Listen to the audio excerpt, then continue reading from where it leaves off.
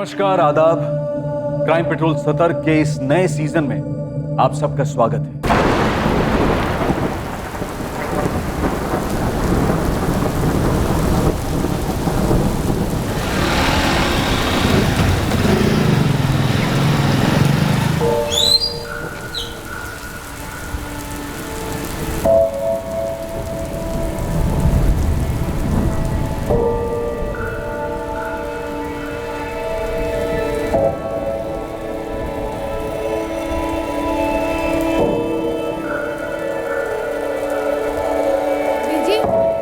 आराम कर लो, मैंने सुखा देना ये कपड़े।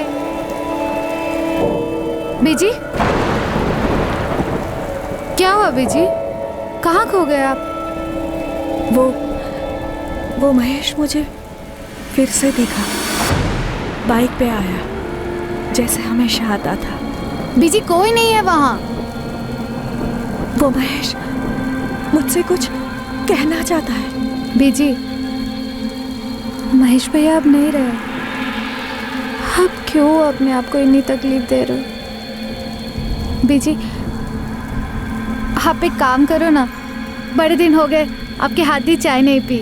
गर्मा गर्म चाय और पकौड़े हो जाते, मज़ा आ जाता।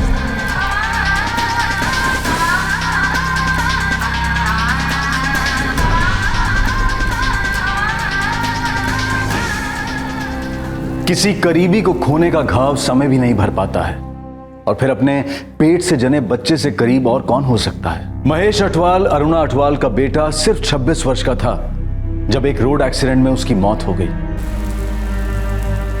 महेश अठवाल की मौत दुर्घटना स्थल पर ही हो गई थी। उसकी मां अरुणा तब से बेजान है।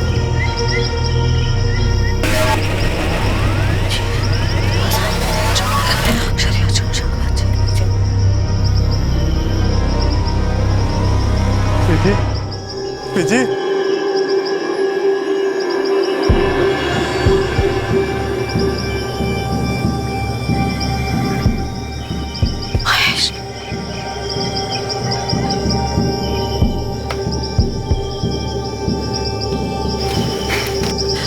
महेश, महेश, पिजी,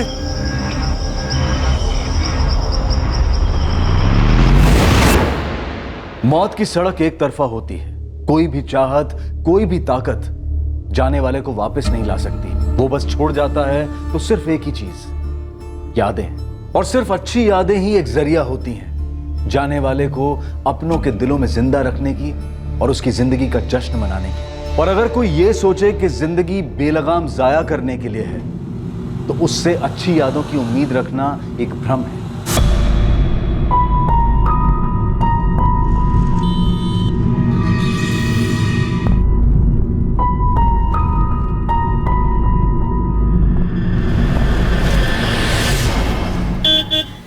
मम्मी निकल रहा हूँ, बाय। बताया नहीं कहाँ जा रहा है मनदीप? काम से जा रहा हूँ सुखदेव के साथ। सत श्री अकाल आंटी जी। सत श्री अकाल। कब तक लौटेगा पुत्र? मम्मी सुबह तक आ जाऊंगा, तो आप सो जाइएगा, इंतजार मत करना।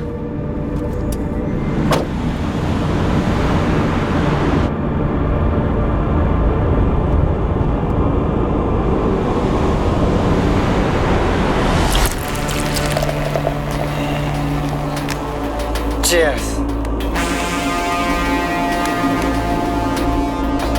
Bye.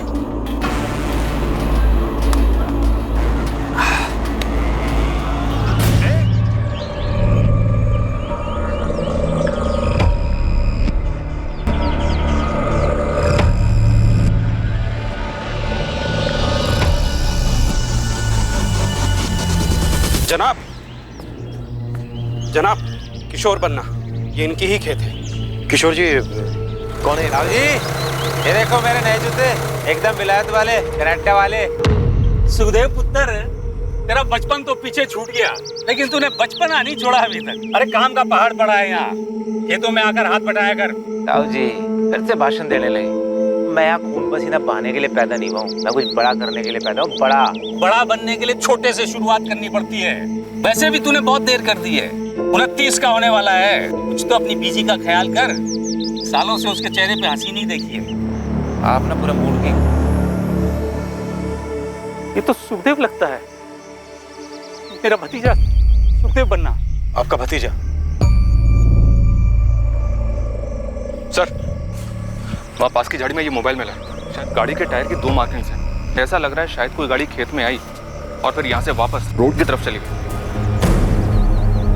और सर इस तरफ ये देखिए सर, यहाँ शराब की बोतलों के साथ साथ 1 से ज़्यादा ग्लास, लगता है 1 से ज़्यादा लोग होंगे। किशोर जी, आपका भतीजा सुखदेव यहाँ किसके साथ शराब पीने आया हो? सर मुझे कोई खबर नहीं है। The number you have called is currently switched off. Please try again later. Thank you. देखना गुरविंदर, मनदीप ने फिर से फोन बंद कर रखा है। बोला था सुबह तक आ जाएगा। कई दिनों से यही तो चल रहा है मम्मी जी। पड़ा होगा उस सुखदेव के साथ कहीं पी पाके। सुखदेव की बीजी भी बहुत परेशान रहती है, जब भी मिलती है गुरुद्वारे में मुंह लटका ही रहता है उनका। कोई बात नहीं मम्मी जी, जल्दी आपकी भी यही बारी आने वाली है। वैसे एक बात बताओ मम्मी जी, आप मनदीप को कुछ कहते क्यों नहीं? हाँ, सारी गलती तो मेरी ही है ना। आने दे मनदीप को, तू ही खरी खोटी सुना लेना उसे। खरी खोटी सुनाने का कोई फायदा नहीं मम्मी जी, बस मनदीप को सुखदेव से अलग करना है। ये सुखदेव बड़ी बड़ी बातें करता है, हवा में उड़ा फिरता ही है, और अपना मनदीप उसके पीछे पीछे घूमता रहता है। क्राइम सीन से हमें शराब की 2 खाली बोतलें और 2 ग्लास भी मिले। वो जो क्राइम सीन पे मोबाइल मिला आपको, वो शायद गलती से रह गया होगा। जब उन्होंने पहचान मिटाने के लिए पूरी बॉडी को जला दिया, तो फिर कोई क्राइम सीन पे ऐसे मोबाइल को छोड़ेगा? कातिल सुखदेव की पहचान का ही होगा। क्राइम सीन पर 2 ग्लास मिले, मतलब दोनों ने साथ में बैठ के शराब पी। वो इसका कोई ना कोई दोस्त ही होगा। इसको तुरंत चंडीगढ़ फॉरेंसिक लैब लेकर जाओ, मैंने बात कर लिया वहाँ। इस फोन का कोड क्रैक करना है, ये फोन वापस चाहिए, साथ में लेकर आना। इस एनवेलप में फोन की सारी डिटेल्स हैं। जी सर। सुखी एकलौती औलाद थी, इसका बाप मेरा छोटा भाई 8 साल पहले गुजर गया। हमारे लिए ये जानना बहुत जरूरी है कि कल रात सुखदेव ने अपने किन दोस्तों के साथ बैठ के शराब पी होगी। नहीं, मैं तो सुखदेव के उतना करीब था नहीं, और हरप्रीत तो बता नहीं पाएगी। ये क्यों नहीं बता पाएंगी? कह रही थी कि सुखदेव 2 दिन पहले घर से झगड़ा करके निकल गया था।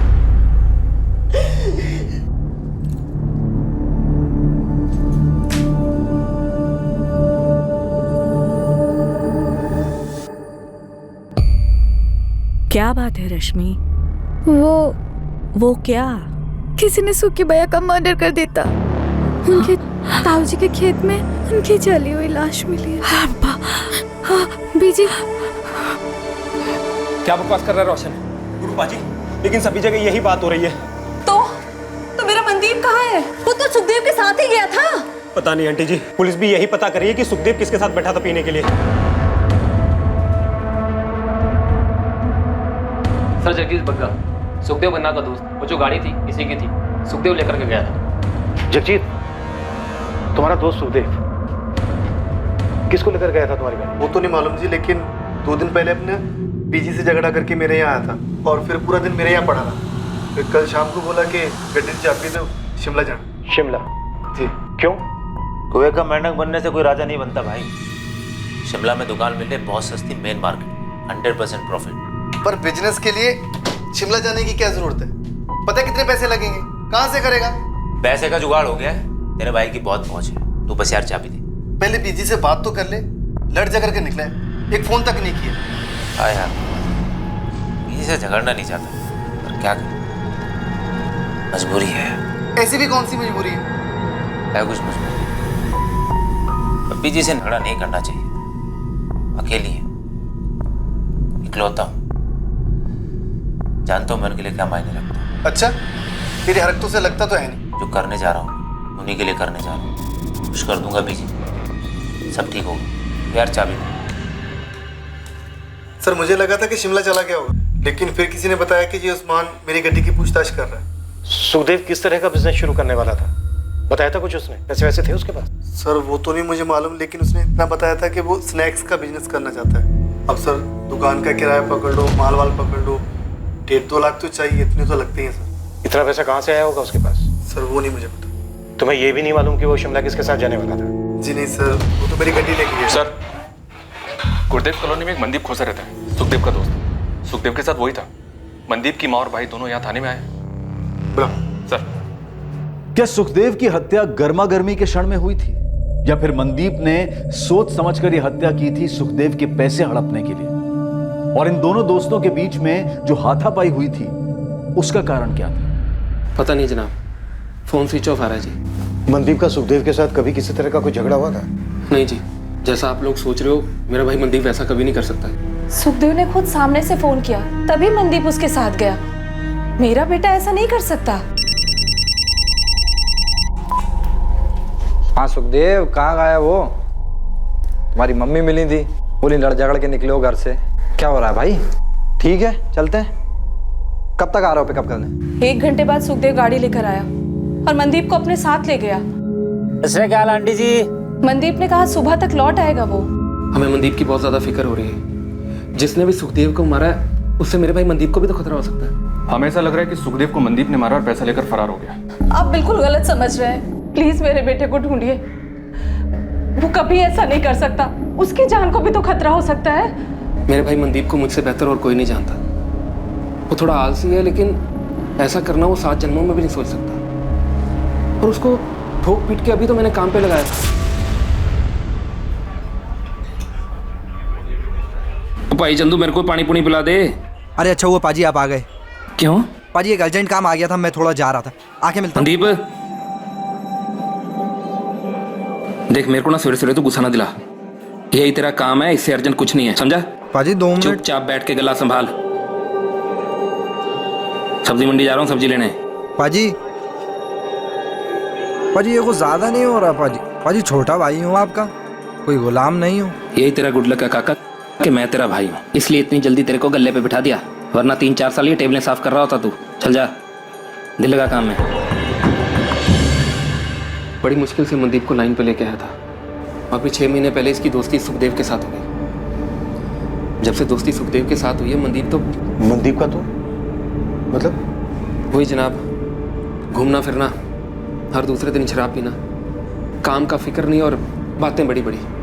वो सुखदेव खुद तो कुछ काम करता नहीं था और मेरा भाई इसकी बातों में आ गया। 4-6 दफा ज्यादा पी कर घर आया, पर कभी कोई मारपीट नहीं, पैसों का कोई घपला नहीं। सुखदेव शिमला में स्नैक्स का बिजनेस करने जा रहा था। उस वक्त शायद उसके पास 1.5-2 लाख रुपए भी रहे होंगे, पर मनदीप सुखदेव को पैसों के लिए मार देगा? क्या बात कर रहे हैं आप लोग? जनाब, सुखदेव मेरे भाई मनदीप को अपने साथ ले गया, ये बात मेरी समझ में ही नहीं आ रही है। मेरे भाई मनदीप को 0 पता है बिजनेस का। मैं तो कहती हूँ मेरे मनदीप को सुखदेव ने फंसाया होगा, उसकी जान भी खतरे में होगी। आप लोग ये बात समझ क्यों नहीं रहे? जसप्रीत जी, सुखदेव का मर्डर हुआ और बेटा आपका फरार है। गुरविंदर, तुम्हारा भाई खुद सामने और जवाब दे, या हम उसे ढूंढ निकालें, जैसे भी हो। फिलहाल शक सबसे ज्यादा उस पर ही है।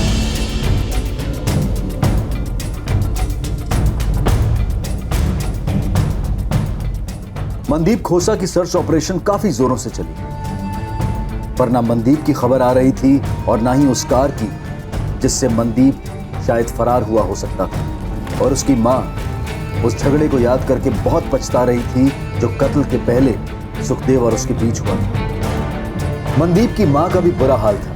वो इस बात को मान ही नहीं पा रही थी कि मनदीप की सुखदेव का खूनी होने की संभावना है। सर, मनदीप के फोन की लास्ट लोकेशन अपने बठिंडे की है। दरअसल किशोर बन्ना के खेत के पास की है, जहां में सुखदेव की लाश मिली थी।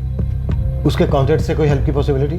सर, फोन रिकॉर्ड्स के हिसाब से ज्यादातर बातें सुखदेव के साथ ही हुई हैं। थोड़ी बहुत बातें बड़े भाई गुरविंदर के साथ और एक आधा कॉल माँ के साथ। पर हाँ, सुखदेव का लास्ट कॉल मनदीप के साथ था, जैसा कि उसकी माँ ने बताया। हाँ सुखदेव, कहाँ गया वो? तुम्हारी एक बात खटक रही है मुझे। क्या सर? सुखदेव कोई रेगुलर जॉब तो कर नहीं रहा था, नहीं उसका कोई बिजनेस चल रहा था। 1.5-2 लाख रुपया कैश उसके पास कहाँ से आया? 1.5-2 लाख? शिमला में बिजनेस करने जा रहा था, मुझसे तो कभी जिक्र ही नहीं किया उसने। हमें सुखदेव के दोस्त जगजीत ने बताया, सुखदेव जिसकी गाड़ी लेकर गया। सुखदेव को तो सब जानते थे, वो तो धंधा जमा ही नहीं पाता। कौन देगा उसे इतने पैसे? झगड़े से पहले भी उसने कुछ नहीं बताया। हरप्रीत जी, सुखदेव के साथ आपका किस बात को लेकर झगड़ा हुआ? झगड़ा हमेशा एक ही बात को लेकर होता था कि वो कुछ कमाता धमाता नहीं था। आप और ताया जी का बस एक ही मकसद है, जिंदगी में ताने मारना, सुखी की जान लेना। पुत्र, हम ही दोनों को फिक्र है तुम्हारी, समझ में आया? हाँ, मुझे तो फिक्र है नहीं ना आपकी। अब मैंने ऐसा भी नहीं कहा, मैं तो बस इतना कह रही हूँ कि किसी एक चीज में दिल और दिमाग लगा और उसी पे टिका रहे। 30 का हो जाएगा अगले साल, शादी भी करनी है। ऐसा ही रहेगा तो कौन देगा कोई लड़की अपनी? वो तेरा दोस्त था ना, वो क्या नाम था उसका, महेश,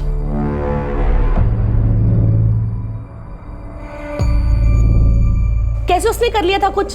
महेश को बीच में मत लो अभी जी। मैंने किसी को बीच में नहीं ला रही हूँ, बस तुम्हें इतना बता रही हूँ कि कुछ सीखने जैसा था उस लड़के में। कोशिश करेगा तो बन जाएगा उसके जैसा। और नहीं बनना किसी के जैसा। खुश हूँ मैं अपने आप से, लेकिन आप लोग मुझसे खुश नहीं, ये दिख रहा है। और क्या दिख रहा है? क्या बकवास किया जा रहा है? मैं जा रहा हूँ ये घर छोड़ के। इसके बाद आप लोगों की भी टेंशन खत्म और मैं अपना खुद देख लूंगा। और सुखी पागल हो गया क्या? क्या बकवास किए जा रहा है? अब बकवास नहीं कर रहा हूँ, कसम खा के कह रहा हूँ, आज से आप लोगों की जिंदगी अलग और मेरी जिंदगी अलग। और सुखी मेरी बात तो सुन पुत्र। सुखी, ये महेश कौन है? महेश सुखी का अच्छा दोस्त था। जब भी उसकी बात निकलती थी ना, सुखी बहुत दुखी हो जाता था। क्यों? कुछ हुआ था दोनों के बीच? नहीं, वो महेश तो अब रहा नहीं ना। सुखदेव और मेरा झगड़ा तो आए दिन होता रहता था, ये कोई नई बात नहीं थी। पर उस दिन जो हुआ ना, वो अलग था। मतलब क्या अलग था? ऐसा नहीं था कि झगड़ा पहली बार हुआ था, पर झगड़ा हमेशा मैं शुरू करती थी। पर उस दिन झगड़ा उसने शुरू किया, मानो मुझे उकसाना चाह रहा हो। इंटरेस्टिंग है सर। सुखदेव और मनदीप दोनों की स्टोरी एक जैसी। दोनों की माँ को अपने अपने बेटों की फिक्र थी और दोनों ही जिम्मेदार नहीं थे। जिम्मेदार नहीं था तो उसे किसी ने इतना सारा पैसा कैसे दे दिया? और अगर उसने पैसा किसी से नहीं लिया तो उसके पास इतना सारा पैसा आया कहाँ से? शिमला में अपनी एक टीम एक्टिव तो किया सर, लेकिन अभी तक ये पता नहीं चला है कि सुखदेव अपने स्नैक्स वाले बिजनेस के लिए कौन सी दुकान किराए पे लेने वाला था। तोमर, मुझे सुखदेव की माँ हरप्रीत की बात बार बार खटक रही है। उन्होंने कहा कि पहली बार झगड़ा सुखदेव ने शुरू किया था। उन्हें लग रहा था जैसे सुखदेव झगड़े के लिए उन्हें उकसा रहा हो। उस दिन झगड़ा उसने शुरू किया, मानो मुझे उकसाना चाह रहा हो। उन्होंने ये भी बताया कि जब जब महेश का जिक्र आता था तो सुखदेव दुखी हो जाता था। सर, ये महेश अब जिंदा नहीं है, लेकिन शायद उसका कनेक्शन है सुखदेव के मर्डर से।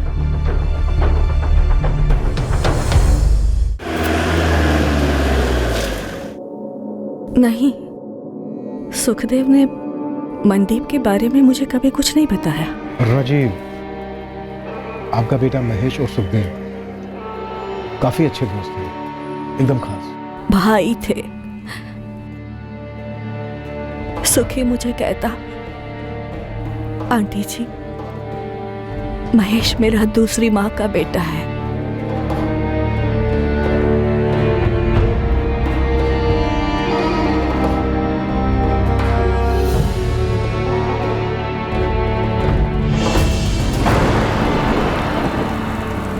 तो घर आता है ना, बड़ा अच्छा लगता है।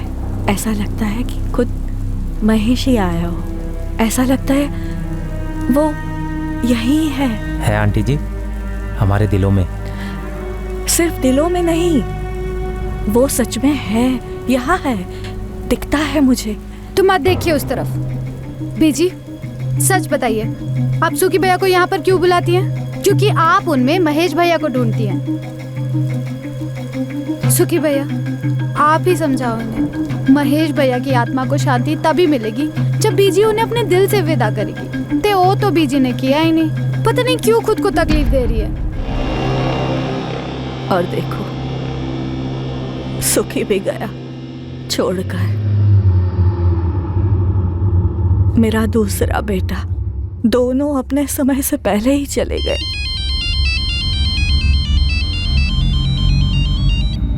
हाँ तोमर। सर, मैं दरियाकोट थाने से बोल रहा हूँ। Mahesh Atwal accident case file मेरे सामने ही है। कुछ गड़बड़ है क्या? लग तो नहीं रहा है sir, hit and run case था। कोई फाउल प्ले भी नोट नहीं हुआ। एक ट्रक के साथ एक्सीडेंट हुआ था सर। कोई अरेस्ट हुआ था? नो सर, ना तो ट्रक मिला और ना ही ट्रक ड्राइवर। कब की बात है ये? 3 साल पहले। ठीक है अरुणा जी, बस एक बार आपसे बात करना चाहता था। शुक्रिया। सुनिए,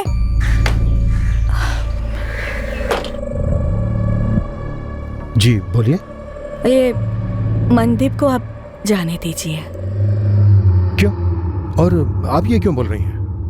वो मेरा बेटा महेश, जो मुझे सपनों में आता था, फिर मुझे वो हर जगह दिखने लगा। वो बहुत बेचैन था। जी, आपने बताया उसके जाने के बाद आप काफी बेचैन रहने लगे। नहीं, मैं नहीं, वो बेचैन था। वो मुझसे कुछ कहना चाह रहा था। देखिए अरुणा जी, अब नहीं कहना चाह रहा है। अब वो मुझे दिखता भी नहीं है। मुझे ऐसा लगता है कि वो बेचैन इसलिए था क्योंकि वहां वो अकेला था ना।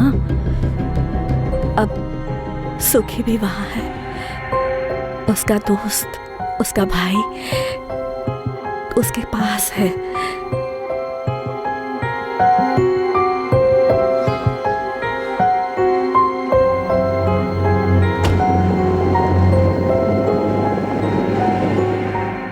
क्या अरुणा अटवाल के बेटे महेश अटवाल की मौत उसके दोस्त सुखदेव के मर्डर के साथ जुड़ी हुई थी? अब इस केस का एक और एंगल, एक चौंका देने वाला पहलू पुलिस के सामने आने वाला था। मनदीप खोसा को लेकर एक बात थी जो ना तो मनदीप के भाई ने पुलिस को बताई थी और ना ही मनदीप की मां ने। एक अजीब जानकारी मिली है साहब। ये जो मनदीप है 3 साल पहले अगवा किया गया था। मनदीप? किसने अगवा किया था? धनई कॉलोनी में चंद्रपाल है, चंद्रपाल सेठी। मनदीप को बंदी बनाकर रखा था साहब और जानवरों से बत्ते पिटाई की थी इसकी। फिर क्या हुआ? फिर क्या, गुरविंदर बड़ा भाई धनोई थाने गया और रपट लिखवाई और उन्होंने छुड़वाया मनदीप को। मैटर है तो काफी अजीब, पर यह मनदीप का पर्सनल मैटर था। वैसे भी 3 साल पहले मनदीप और सुखदेव की दोस्ती तो हुई नहीं थी। फिर ये सुखदेव कहां से आ गया बीच में? सर सुखदेव के पास इतने पैसे आए कहां से?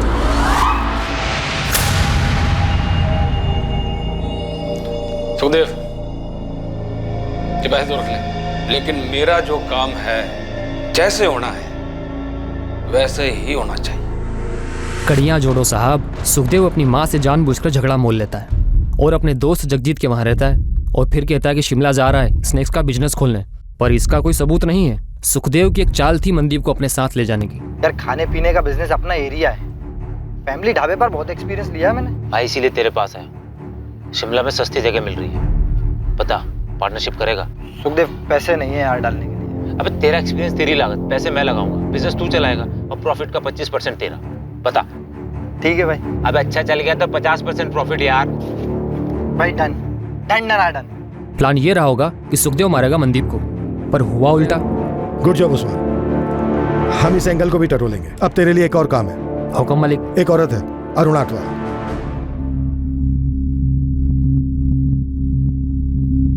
अगर वो सुखदेव मेरे मनदीप को मारने चला था और उसने अपने बचाव में सुखदेव को मार डाला, इसमें क्या गलत किया? हाँ लेकिन मम्मी जी पुलिस ये कह रही है कि अगर मनदीप ने अपने बचाव के लिए सब कुछ किया था तो सीधा उनके पास जाना चाहिए था, लेकिन मनदीप ने ऐसा नहीं किया। उससे पहले लाश को जलाया और फिर पैसे लेके फरार हो गया। नहीं, ये सब क्या हो रहा है? मुझे कुछ समझ में नहीं आ रहा। मेरी तो खुद समझ में नहीं आ रहा मम्मी जी। मनदीप ने सुखदेव के साथ दोस्ती क्यों की? सब कुछ इतना अच्छा चल रहा था, बर्बाद करके रख दिया लड़के। मेरा बेटा सुखदेव कैसे इस गलत रास्ते पे चला गया भाई साहब? रब जाने हरप्रीत, रब जाने बच्चों के लिए क्या सोचते हैं और क्या हो जाता है। मैंने सुखदेव को सुपारी दी मनदीप को मारने की, ये कह रहे हैं आप? हुआ तो यही था। अब तुम बताओ कहाँ हुआ, कैसे हुआ, कब हुआ? नहीं जनाब, आप तो अंतर्यामी हैं, आप ही बता दीजिए कि मैं इस छछुंदर से मनदीप को मारने की सुपारी क्यों देता? उसने पैसे हड़पे थे तुम्हारे 75,000। उसके भाई ने पुलिस कंप्लेन की थी तुम्हारे खिलाफ। चाय पानी वकील का खर्चा 50,000। आगे बोलिए। तुम बोलो गड़बड़ कहाँ हुई? सुखदेव को कैसे मारा? मनदीप कहाँ है इस वक्त? पहली बात तो ये है कि मैं अपनी पूरी जिंदगी में किसी सुखदेव नाम के आदमी को कभी मिला ही नहीं, और दूसरी बात इस मनदीप की वजह से मेरा 50 जमा 75 पूरे 1.25 लाख का काटा हुआ। जरा हमारी 7 पुश्तें ना यही काम करती आ रही हैं, मतलब लोगों को पैसा उधार देना। वैसे तो ये 1.25 लाख रुपए मेरे हाथ की महल है, पर जनाब अगर मैं ये छोटी छोटी रकमों के लिए लोगों की सुपारी देता फिरूं तो एक दिन मेरी औकात सुपारी बेचने की भी नहीं रहेगी। तुम कह रहे हो 1.25 लाख रुपया तुम्हारे लिए हाथों का महल है। मनदीप ने तो सिर्फ 75,000 रुपए लिए थे तुमसे, फिर तुमने उसको अगवा क्यों किया? इतनी पिटाई क्यों की उसकी? आप और आपके बंदे इस बंद कमरे में छोटे छोटे लोगों को कूट डालते हो, जरूरी होता है ना? सच बताना दिल से जरूरी होता है, पर दिल की पड़ास निकल जाती है। हमारे धंधे में भी कुछ ऐसा ही है। 6 महीने का साल हुआ समझ में आता है, साल के 2 साल हुए तो भी समझ में आता है, लेकिन मेरे पैसे को सट्टा बाजार में उड़ाओ और मेरा ही फोन ना उठाओ, और ऊपर से आपका पाई मुझे अकड़ दिखाए। जनाब हम बड़े दिल वाले हैं, छोटी अकल वाले नहीं। हमारे धंधे में अगर आज एक को जाने देंगे तो दूसरा ये समझेगा पे ये तो बेवकूफ है, पैसे लो वापस मत करो। बस सबक सिखाना था मनदीप को, उठा लिया। अब आप बोलिए आप कूटेंगे अपनी आदत के हिसाब से या मैं जाऊं अपने काम धंधे पे? छोड़ नहीं रहा हूं तुम्हें, लेकिन फिलहाल जा सकते हो। और इतनी बात याद रखना, जब तक मनदीप नहीं मिल जाता है ना, हमारी नजर रहेगी तुम पर। इस मर्डर केस से मेरा कुछ लेना देना नहीं। आप तक के मैं अपना टाइम खराब कर रहा हूं। हाँ, अगर आपको जरा सा भी शक है इस मनदीप पर कि वो किसी को मार सकता है और पैसे लेके भाग सकता है, तो आप अपने इस शक को पकड़ के रखिए, क्योंकि वो ऐसा कर सकता है। किसी काम का नहीं है, वो आवारा, एकदम आवारा। असलिएगा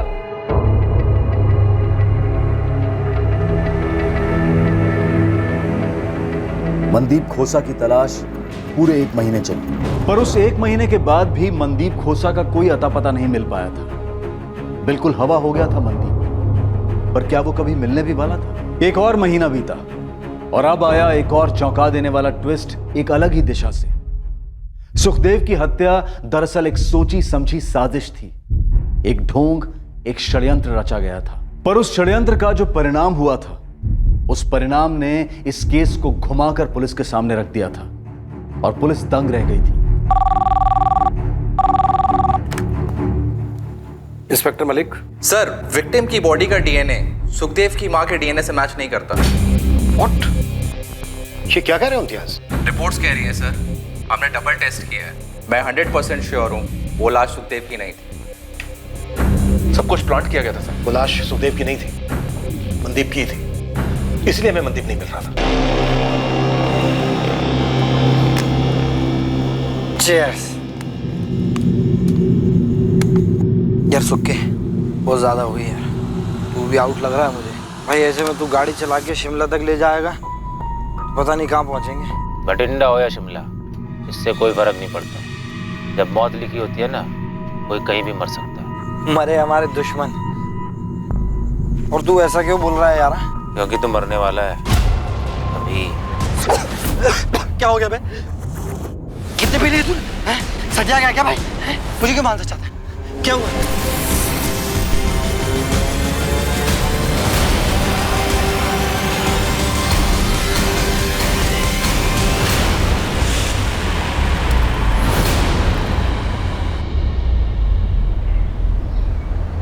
जसप्रीत जी, गुरविंदर, आप दोनों को हमारे साथ चलना होगा।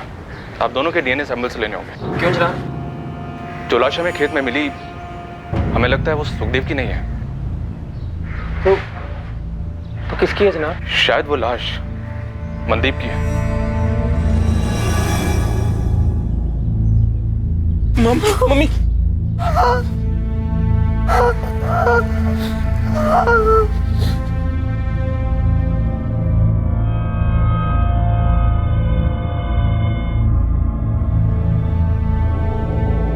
वो लाश आपके बेटे सुखदेव की नहीं थी, बल्कि उसके दोस्त मनदीप खोसा की थी। उस रात सुखदेव ने मनदीप के साथ वहां शराब पी, उसका मर्डर किया, फिर उसकी लाश को जला दिया। सुखदेव का अपना मोबाइल फोन वहां छोड़ना, अपने जूते लाश को पहनाना, ये सब उसने इसलिए किया ताकि वो ये सिद्ध कर सके कि मर्डर उसी का हुआ है। सुखदेव कहाँ है? छुपा हुआ है, अभी ढूंढ रहे हैं उसको। सुखदेव ऐसा करेगा क्यों? दोनों दोस्त थे, वो मनदीप को मार क्यों डालेगा? ये तो सुखदेव ही बता सकता है जब भी वो मिलेगा। और चलते हम उसको ढूंढेंगे।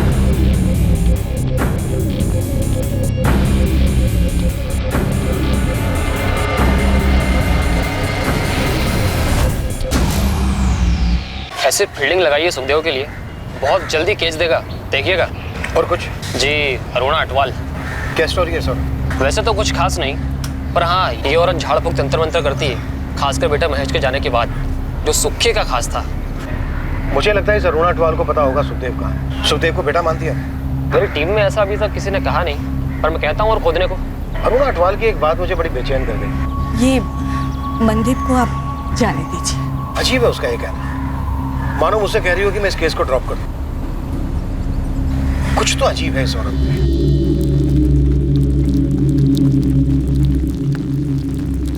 बीजी,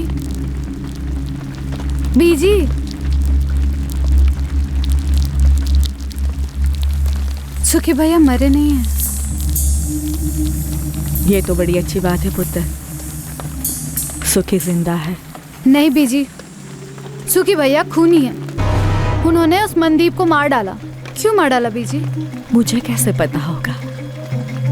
ये तो मुझे क्यों पूछ रही है?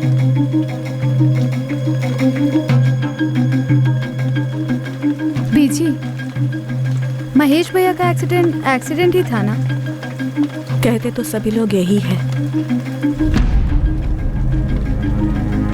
पर जो वो ट्रक था, उसका ड्राइवर था, उसको पुलिस आज तक पकड़ नहीं पाई है। किसी ने उसे देखा तक नहीं। फिर भी लोग यही कहते हैं कि सिर्फ एक एक्सीडेंट था। पूरी जिंदगी पड़ी थी उसकी, एक ही झटके में खत्म, सब खत्म। लेकिन बीजी, सुखदेव भैया ने मनदीप को क्यों मार डाला?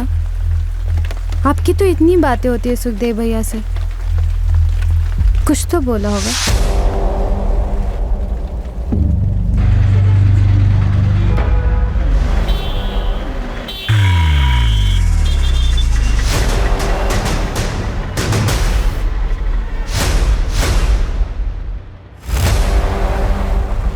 साहब, खबर पक्की है। सुखदेव 1.5 महीने से यही है और कहीं भागने की फिराक में भी नहीं लगता। 1.5 महीने से एक ही लॉज में? कोई उसे ढूंढ नहीं रहा था ना, हम सब मनदीप को ढूंढ रहे थे, तो ये भाई अपना मजे से खुला घूम रहा था। उस्मान, हम 2 घंटे में पहुंच रहे हैं वहाँ। बस उसे तू निकलने मत देना। अगर कोशिश करे तो तू ही धर लेना उसे। आदमी है ना तेरे? हाँ जी, बिल्कुल है ना।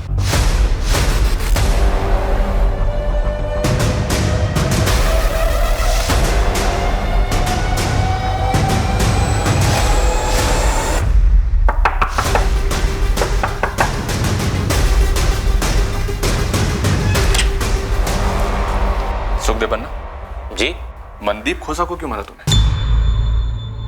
शिमला का प्लान बनाना, मनदीप को बहला फुसलाकर अपने झूठे प्लान में शामिल करना, जानबूझ के अपनी माँ से झगड़ा करके घर छोड़ना, ये सब ढोंग तूने इसलिए रचा ना ताकि मनदीप को मार के अपने आप को मरा हुआ साबित कर सके। सही कह रहा हूं ना? देख सुखदेव, तू अब पकड़ा गया है, बेहतर यही है कि सब कुछ सच सच बता दे। क्यों मारा मनदीप को? महेश क्यों मारा? मनदीप के मर्डर और महेश की मौत में कोई कनेक्शन है? दोनों जानते थे एक दूसरे को?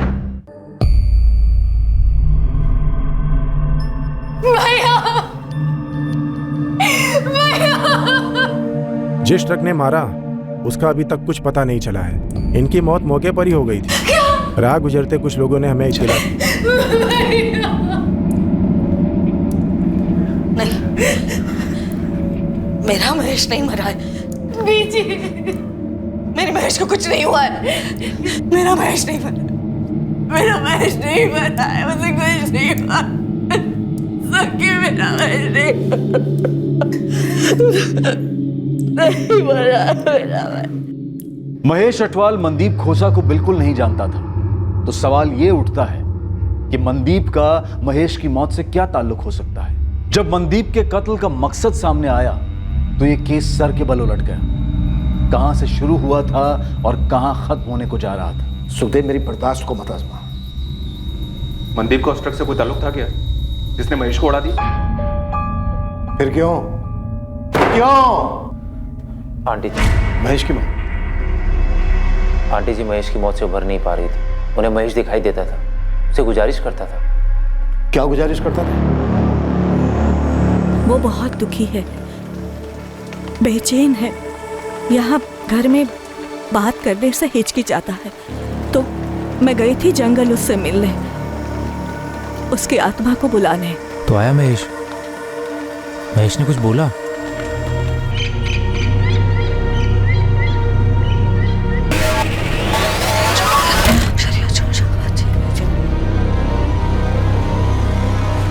जी, जी।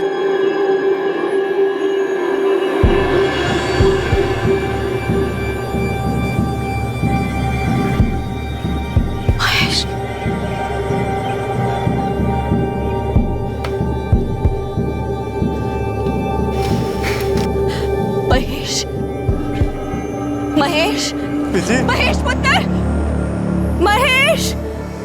घर में घूमता है ना तब ठीक लगता है, पर जब वहां जंगल में मैं खास पूजा करती हूँ ना तब उसका असली रूप सामने आता है। सर से खून, कितना खून। बोलता क्या है? कुछ नहीं बोलता, पर मुझे पता है, मुझे साफ दिखता है कि वो बहुत बेचैन है। उसे जाना नहीं था, उसका वक्त नहीं था। मेरे महेश की आत्मा भटक रही है, भटक रही है मेरे महेश की आत्मा। क्या कर सकते हैं महेश की आत्मा की शांति के लिए? मैंने ना ये बाबा, फकीर और तांत्रिकों से खास पूजा सीखी है। बहुत मुश्किल होता है एक भटकती हुई आत्मा को मुक्ति दिलाना। कितना मुश्किल? आप मुझे बताइए, मैं सब कुछ करूंगा, मैं लेके आऊंगा जो भी चाहिए। एक आत्मा की कीमत है दूसरी आत्मा। दूसरी आत्मा? बलि, इंसान की बलि। हम इस दुनिया से एक आत्मा को छोड़ेंगे और वहां मेरे महेश की आत्मा इस दुनिया को छोड़ेगी और उसे मुक्ति मिल जाएगी। अपने भाई, अपने दोस्त की आत्मा को मुक्ति नहीं दिलाएगा। लेकिन आंटी, नरबली का मतलब किसी जीते जागते आदमी की हत्या करनी होगी? करनी होगी।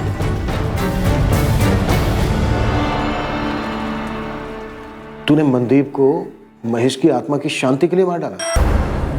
लेकिन मनदीप ही क्यों? तूने मनदीप से सिर्फ इसलिए दोस्ती की ताकि तू उसे मार सके? फिर मनदीप क्यों?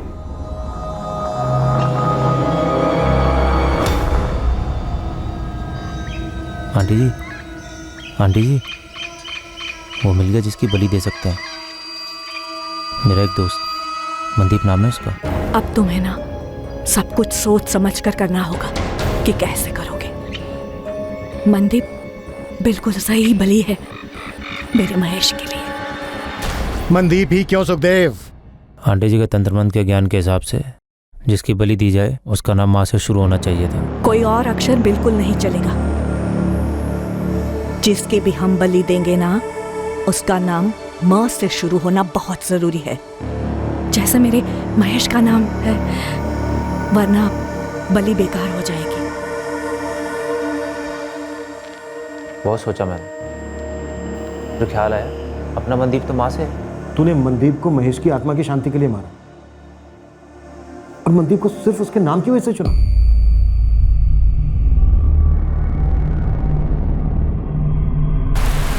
बीजी, क्या किया आपने? बीजी, बीजी, बीजी बताओ ना सर, क्या किया मेरी बीजी ने?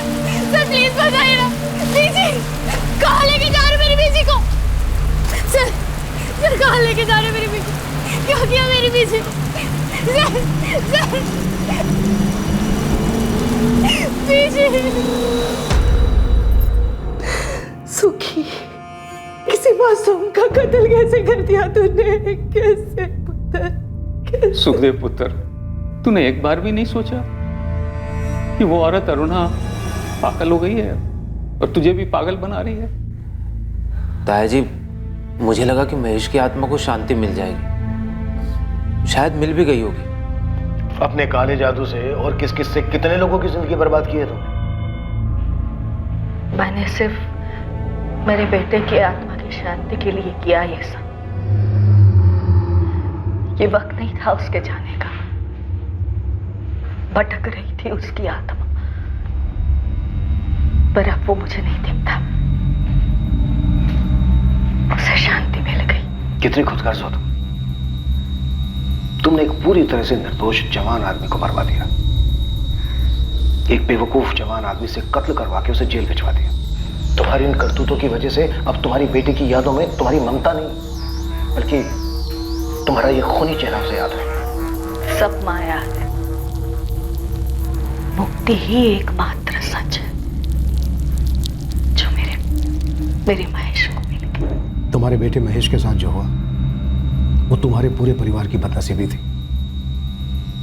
पर मनदीप के परिवार पर जो गुजरी, उस पर जो गुजरी, वो एक संगीन जुर्म है जो तुमने किया है। तुम्हारा बेटा तुम्हें दिखता था या नहीं, उसकी आत्मा को शांति मिली या नहीं, पता नहीं, पर तुमने जो ये जुर्म किया ना, इस जुर्म का अंजाम अब तुम्हें कभी शांति नहीं मिलने देगा।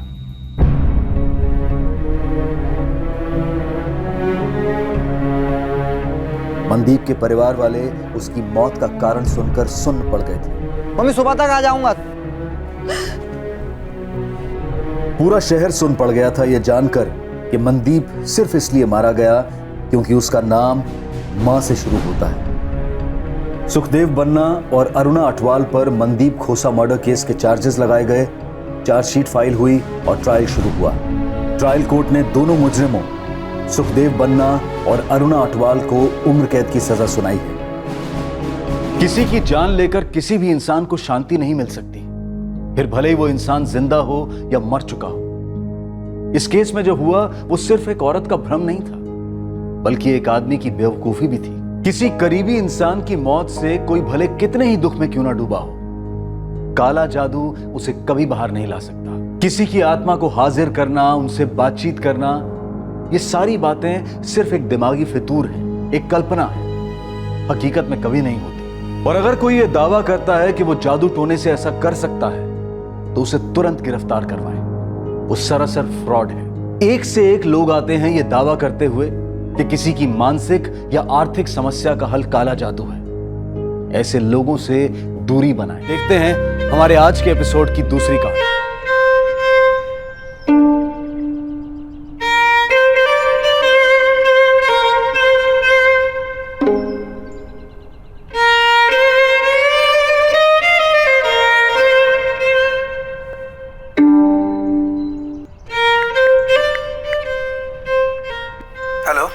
Hello, good morning sir. Good morning. कौन? सर मैं नैना मोरे बोल रही हूँ, चित्रवाड़ी से। हाँ बोलिए। मैंने वो न्यूज़पेपर में आपका ऐड देखा रिसेप्शनिस्ट की जॉब के लिए। सर मुझे लगता है कि मैं इस पोस्ट के लिए परफेक्ट रहूँगी। सर मैं इंटरव्यू के लिए आना चाह रही थी। आई बाबा, एक गुड न्यूज़ है। क्या? समझो मुझे जॉब मिल गई, बस वो इंटरव्यू की कुछ फॉर्मेलिटी बाकी है। अरे वाह, पर कुठे? आई एक ट्रेडिंग कंपनी है, मुझे वहाँ इंटरव्यू के लिए बुलाया है। पर अच्छी बात तो ये है आई कि आधी बात तो फोन पर ही हो गई। अरे वाह। हाँ बाबा, और आपको पता है मेरी इंग्लिश ने अच्छा इंप्रेशन जमाया और मुझे वहाँ पे ये बोला गया है कि अभी 10,000 रुपए महीने से शुरुआत करेंगे और अगर आगे काम अच्छा रहा तो सैलरी और बढ़ा देंगे। अरे वाह, ये तो और भी अच्छी बात है बेटा। चला देवस पावला। चल चल पापा के सामने माथा टेक ले और उनको धन्यवाद बोल। मंदार भाऊ, दरवाजा खुल गया, हो गई आपकी बेल, आ जाइए।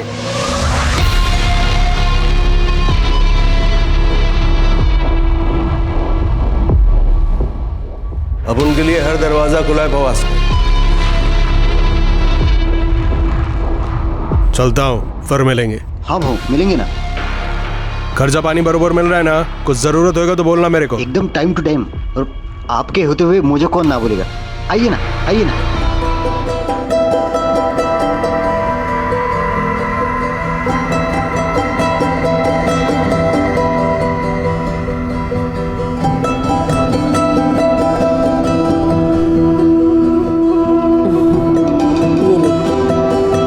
ठीक से करना।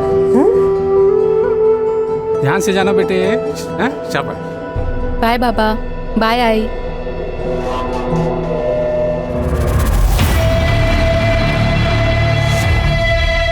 जाल, एक ट्रैप। नैना अनजान थी कि उसके कदम एक जाल की ओर बढ़ रहे हैं।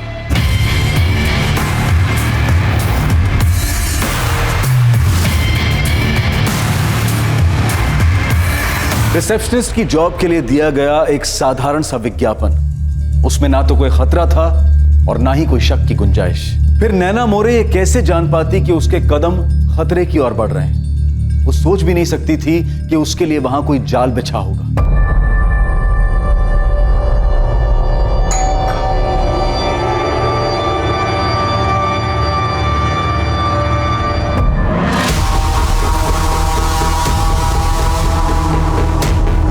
हाय सर, मैं नैना मोरे। आपसे फ़ोन पर बात हुई थी सर इंटरव्यू के लिए। नैना आइए, अंदर आइए। जी थैंक यू सर।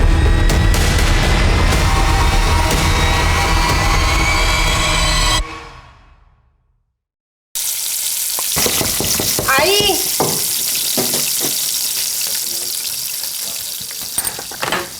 अरे हाँ, मुझे लगा नैना आई होगी। क्यों नैना लौटी नहीं अभी तक? नहीं ना, 7:30 वाजून गेले, अभी तक आई नहीं। उसका फोन भी बंद है। क्यों? फोन क्यों बंद आ रहा है?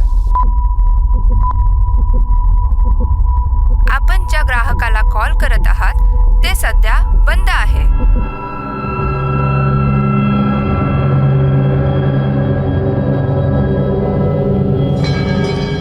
आज फैक्ट्री भी नहीं आई हूँ। मैंने फ़ोन किया था इंटरव्यू के बारे में पूछने के लिए, तभी भी फ़ोन बंद था।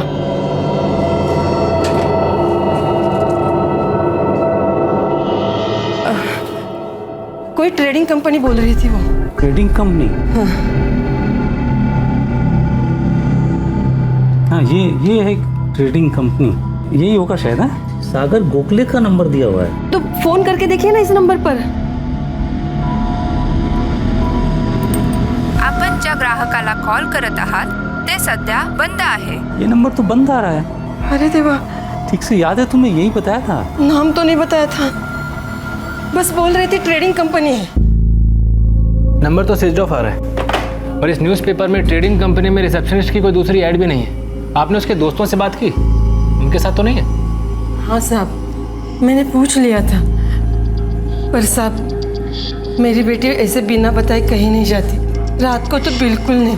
अभी तो उसके एग्ज़ाम ख़त्म हुए हैं, कॉलेज का आखिरी साल है, रिजल्ट आने वाला है अभी। जॉब के लिए पहली बार गई थी? नहीं, वो मेरे ही फैक्ट्री में पार्ट टाइम वो हिसाब किताब का काम करती है। मैंने ही उसको बोला था कि तो कोई फुल टाइम काम ढूंढ ले करके। तो आपकी फैक्ट्री आई थी वो आज? इंटरव्यू के बाद तो उसे फैक्ट्री आना था, लेकिन आई नहीं वो। मैंने दोपहर में भी फोन किया था, लेकिन उसका फोन बंद आ रहा था। मुझे लगा वो बैटरी खत्म हो गई होगी। साहब ऐसा कभी करती नहीं है। हाँ। और इतनी देर रात तक तो कभी बाहर नहीं रही साहब। कुछ बताया उसने इंटरव्यू के लिए कहाँ जा रही है? नहीं, सिर्फ इतना बताया था कि उसकी बात हो गई है, उसको 10,000 पगार मिलेगी, क्योंकि उसकी अंग्रेजी अच्छी है ना, इसके लिए। आप एक काम कीजिए, नैना की एक फ़ोटो दे दीजिए, हम पेट्रोलिंग टीम को भेज देते हैं, चेक करते हैं, सुबह हम भी खोजबीन शुरू कर देंगे। सुबह? साहब हमारी बच्ची अकेली है साहब। देखिए सर, आप चिंता मत कीजिए, पेट्रोलिंग टीम रात में उसे ढूंढेगी, और हो सकता है इंटरव्यू से लौटते वक्त लेट हो गई होगी, फोन बंद हो गया होगा तो अपने किसी दोस्त के घर रुक गई होगी, सुबह अपने आप ही घर लौट आए।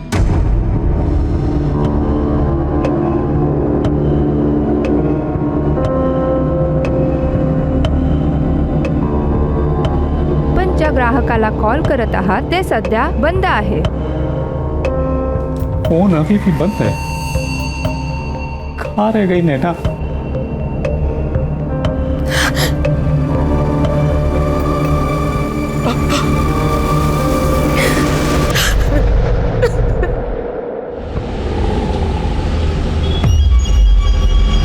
चित्रावाड़ी पीसीआर वैन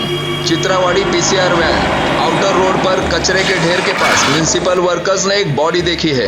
लेडी है, हमने चेक किया, सांस बंद हो चुकी है, गले पर निशान है।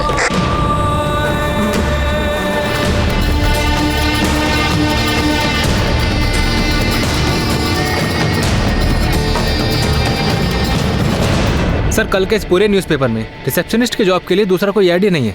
नैना इसी जॉब के लिए गई होगी। कल गई और आज मर गई। ऐड में तो बेसिक इन्फॉर्मेशन भी नहीं है, एड्रेस तक नहीं है। जी सर, और नंबर भी स्विच ऑफ आ रहा है। एक नाम है सागर गोखले, ना कंपनी का नाम है, ना एड्रेस है, ना कुछ है। ट्रेडिंग कंपनी है। पुणे प्रभात। दिलीप, पुणे प्रभात के ऑफिस में फोन करके पूछना ये ऐड कहां से आया था और किसने दिया था। Civil hospital? क्या हुआ नैना को साहब?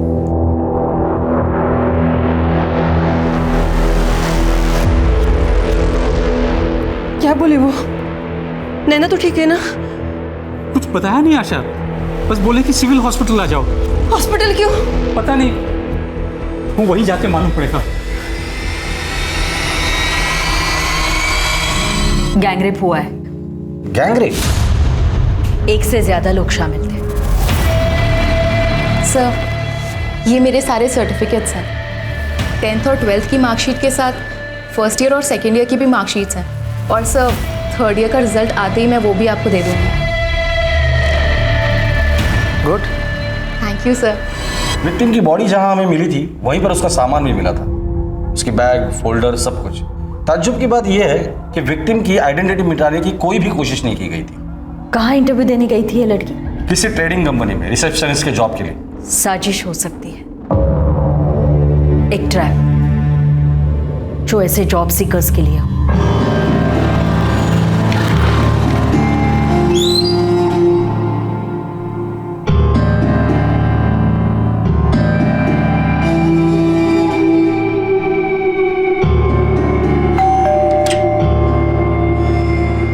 मैम आपका पिज्जा।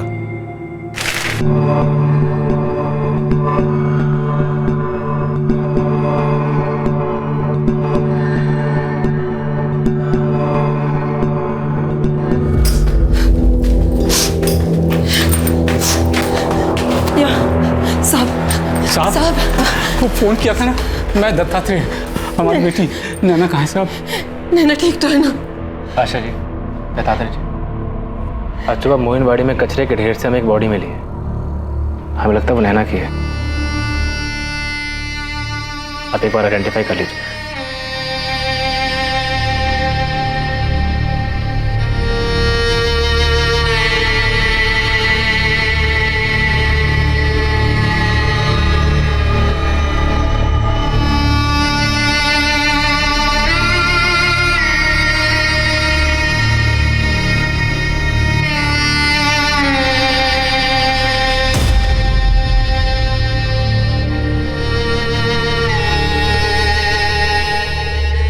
नैना के साथ जो हुआ, क्या इस हादसे का कनेक्शन उसके अतीत से था?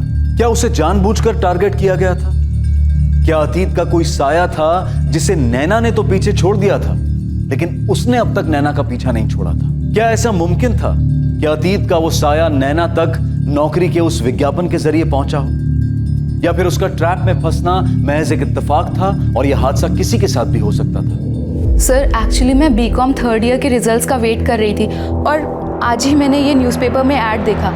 And sir I am also good in English. ये तो अच्छी बात है। आप एड्रेस लिख लीजिए। इंटरव्यू कल सुबह 9:30 बजे होगा। आप में वो कॉन्फिडेंस तो है जो हम ढूंढ रहे हैं, लेकिन फिर भी इंटरव्यू देना होगा। Sure sir, sure. मैं पहुंच जाऊंगी सर। 1 जून को पुणे प्रभात में रिसेप्शनिस्ट वाला जॉब। हाँ सर, याद है मुझे। वो ऐड मैंने ही लिया था। ऐड किसने दिया था? क्लाइंट था सर एक। सर यहाँ बिल बुक में उसके एड्स के पूरे डिटेल्स है और मेरे रजिस्टर में उस आदमी के सारे डिटेल्स है। गणेश पाटकर नाम है सर उसका।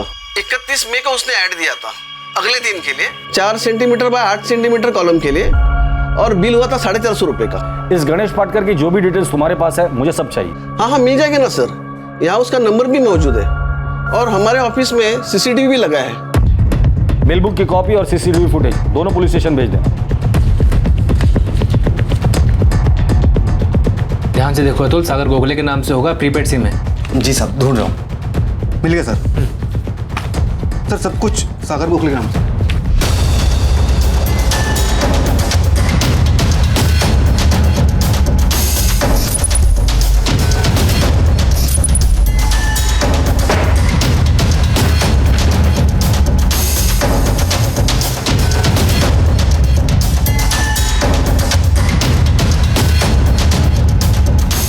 गणेश 5 वर्ड कम करके 4 बाय 8 के कॉलम में फिट कर सकते हैं, बेस्ट रहेगा।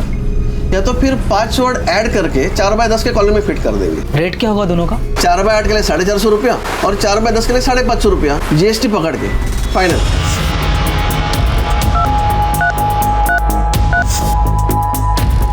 आपण ज्या ग्राहकाला कॉल करत आहात ते सध्या बंद आहे।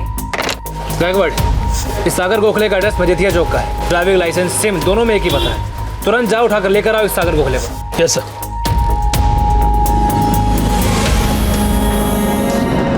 नैना मोरे, दत्तात्रेय और आशा की इकलौती औलाद थी। नैना ने अपने माँ बाप को कड़ी मेहनत करते देखा था सिर्फ इसलिए ताकि वो नैना को अच्छी शिक्षा, अच्छा भविष्य दे सके। नैना भी अपने माँ बाप की उम्मीदों पर खरी उतरी थी।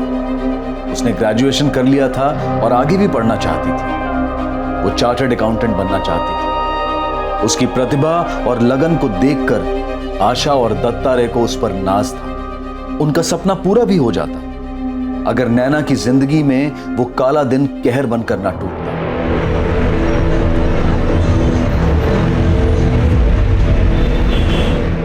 ये सागर गोखले न्यूज़पेपर की ऐड में इसी का नाम और नंबर था। आपकी बेटी नैना ने इसी से बात की थी। और ये दूसरा गणेश पाटकर, वो ऐड इसी ने दिया था। देखिए, हम यकीन के साथ तो नहीं कह सकते कि इनकी असली नाम है, पर आपने इन दोनों में से किसी को भी कहीं देखा है? हमने नैना के क्लासमेट और दोस्तों से भी पूछताछ की, वो भी इन्हें नहीं पहचानते। लेकिन इन दोनों का आपसे कोई कनेक्शन तो है। एक बार याद करने की कोशिश कीजिए, अभी गांव में शायद मुलाकात हुई हो। नहीं पहचानते साहब इन लोगों को, लेकिन हमारी नैना के साथ इन लोगों ने ऐसा क्यों किया, और हमारी नैना ही क्यों? दत्तात्रेय जी, हम पूरी कोशिश कर रहे हैं, लेकिन अभी तो दिखाई दे रहा है कि शायद आपकी बेटी नैना इनकी साफ टारगेट थी। सागर गोखले ने सिम कार्ड के लिए जो पैन कार्ड और ड्राइविंग लाइसेंस यूज किया था, उसके एड्रेस फेक है। क्यों साहब, क्यों? हमारे बच्चे हैं, क्यों?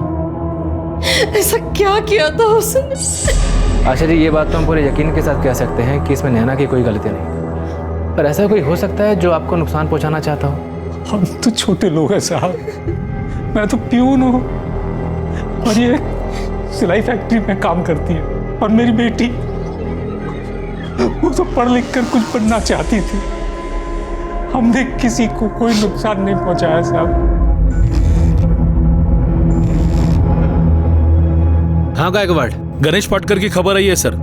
हिस्ट्री शीटर है ये बंदा। History sheeter? हाँ सर, नामदेव ने निकाली है इसकी हिस्ट्री। चिंदीचोर आदमी साहब है, चेन स्नैचिंग, पॉकेट मारी वाले 4-5 केस इसके नाम पे। हर बार पुलिस ने इसको पकड़ा है, लेकिन बाद में वही बेल मिल जाती है, ठिकाना बदल लेता है। नैना मोरे की फैमिली से इसका क्या कनेक्शन है? कोई कनेक्शन नहीं है सर। मुझे नहीं लगता कि नैना मोरे स्पेसिफिकली टारगेट होगी। क्रिमिनल माइंड है ये बंदा, सिर्फ लड़की से मतलब था। नैना मोरे नहीं तो उसकी जगह शायद कोई और लड़की होती। बराबर है साहब तुमसे। साहब, न्यूज़पेपर का ऐड था, कोई भी जरूरतमंद लड़की जहां से में आ सकती है। मतलब पक्का कोई रैकेट चला रहा है, रेप करने के लिए इस तरह लड़कियों को टारगेट करते हैं न्यूज़पेपर में ऐड देकर। लेकिन मर्डर क्यों किया? मुझे नहीं लगता साहब कि नैना पहली लड़की होगी। इन लोगों ने ऐसा कांड पहले भी किया होगा, लेकिन किसी ने कुछ कंप्लेंट नहीं किया तो सामने नहीं आया। लेकिन नैना स्ट्रांग गर्ल निकली होगी साहब, उनके सामने पुलिस का नाम लिया होगा तो डर गए होंगे, और इसलिए किस्सा ही खत्म कर दिया। सर, ये सागर गोखले जिसका नंबर 44498152 जो ऐड में दिया गया था, 15 मई को खरीदा गया था, और 1 जून को इस पे सबसे पहला कॉल नैना का ही आया था। उसके बाद उसी शाम को उसी नंबर से 44453626 पे कॉल किया गया था। उसके बाद से ये नंबर स्विच ऑफ है। ये 44453626 ये किसका नंबर है? सर, नंबर अभी बंद है, कॉल रिकॉर्ड के लिए बात हो गई है। सर, पक्का कोई रैकेट है जो ये हिस्ट्री शीटर मिल के चला रहा है। इस सागर के बारे में जल्द से जल्द पता करो, कहीं ऐसा ना हो कि वो भी इस गणेश पाटकर की तरह हिस्ट्री शीटर हो।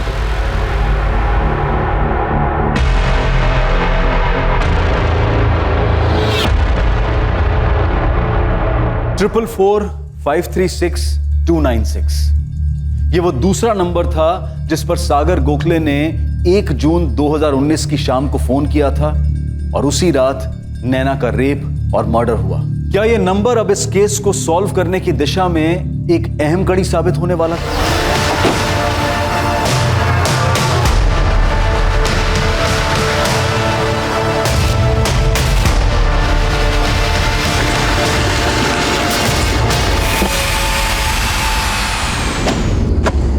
पुलिस को अब इस बात की आशंका थी कि गणेश पाटकर की तरह सागर गोखले भी नैना के केस में शामिल अपराधी का असली नाम हो सकता है, और इस बात की भी संभावना थी कि उसका भी गणेश की तरह क्रिमिनल रिकॉर्ड हो।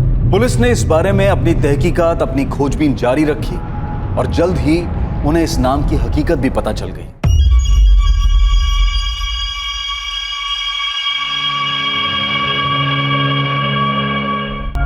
सर, ये मंदार गोखले, सिटी पुलिस ने कई बार पकड़ा इसे। चोरी, चैन स्नैचिंग, ज्वेलरी की दुकान लूटना, ऐसे कई मामले दर्ज है इसके नाम पे। खतरनाक लुटेरा है।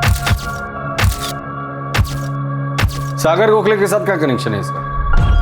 सर, मंदार सागर का बड़ा भाई है। लास्ट वीक अप्रैल में ही बेल पे बाहर निकला। सागर की हिस्ट्री क्या बोलती है? एकदम क्लीन है सर, लेकिन उसके बड़े भाई मंदार की हिस्ट्री सॉलिड है सर। बड़े भाई की हिस्ट्री में छोटा भाई अपना प्रेजेंट छुपा रहा है। पता करो ये दोनों का है, उठाकर लेकर आओ। सर, मंदार के लिए इन्फॉर्मर्स एक्टिव है, और उसके छोटे भाई सागर की टिप मिली, पिज्जा डिलीवरी का काम करता है। सर मुझे लगता है इस केस में सागर का ही सब किया धरा है।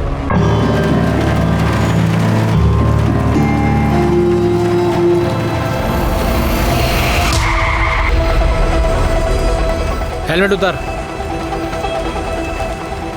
सागर को खुले। हाँ साहब सलाम। 1 जून वाली लड़की याद है या भूल गया? कौन लड़की साहब? नैना मोरे, याद आया? कौन नैना मोरे साहब? भला इसी में कि मंदार को हमारे सामने ले आओ। काहे साहब, वो यहाँ कहाँ आया है? बेल मिलने के बाद मैंने उसकी शक्ल तक नहीं देखी। और देखेगी भी नहीं। अगर हमारे हाथ लगे तो सीधा ऊपर चला जाएगा। और तेरा दूसरा बेटा सागर है हमारे पास। क्या बोलता है क्या साहब?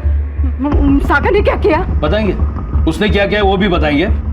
एक एक कोना ठोक के चेक करो, देखते हैं मंदार को कहाँ छुपा है।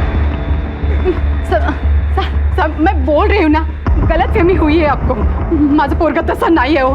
बोल साहब, मुझे क्यों मार रहे साहब? मैं नहीं जानता किसी नैना मोरे को। आई शपथ साहब। मंदार की बात सिटी पुलिस स्टेशन से हुई है जादव। पता करो जेल में उसके साथ अंदर कौन कौन था और वो लोग अब कहाँ हैं। बाहर हैं तो उठा के लेके आओ। मुझे हर हाल में मंदार चाहिए जादव। हो साहब। यार देख, गणेश पाटकर को बोल के तुम लोगों ने ही छपवाया था ना, जिसके इंटरव्यू के लिए इस लड़की को बुलाया था।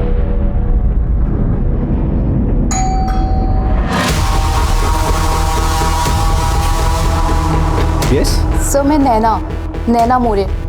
सर आपसे फ़ोन पर बात हुई थी इंटरव्यू के लिए। ओह यस नैना, आइए अंदर आइए, कम ऑन। जी थैंक यू सर। आई। तेरे साथ दूसरा आदमी कौन था? गणेश पाटकर या तेरा बड़ा भाई मंदार? साहब कौन दूसरा आदमी? कहां पर? तू बता कहां पर? नैना का रेप और मर्डर तुम दोनों ने कहां किया था?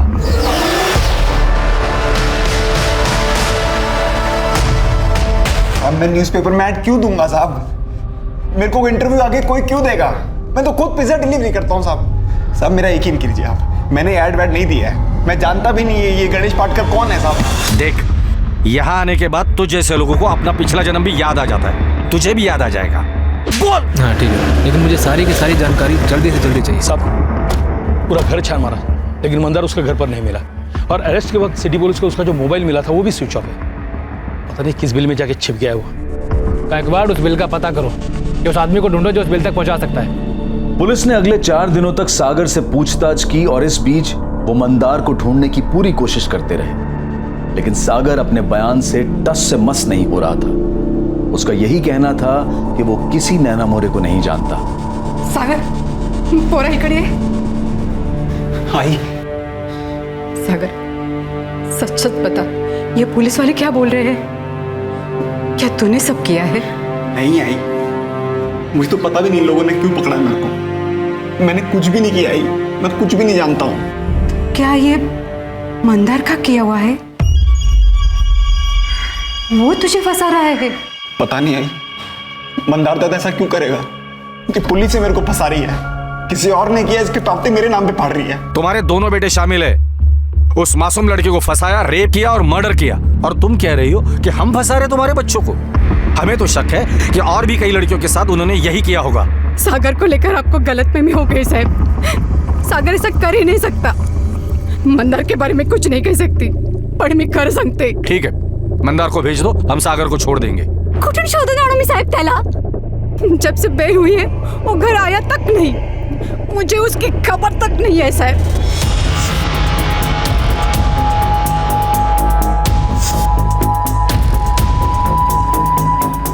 थाने क्यों ले जा रहे हो साहब? जब से बेल मिली उसके बाद हमने चोरी वोरी में हाथ नहीं डाला साहब। बात क्या है साहब? साहब देखो, हमने कोई नया कांड नहीं किया साहब। नीलेश माने, प्रताप अहिरे, तुम दोनों मंदार गोखले को तो जानते होगे ना? तुम सब एक ही जेल में थे ना?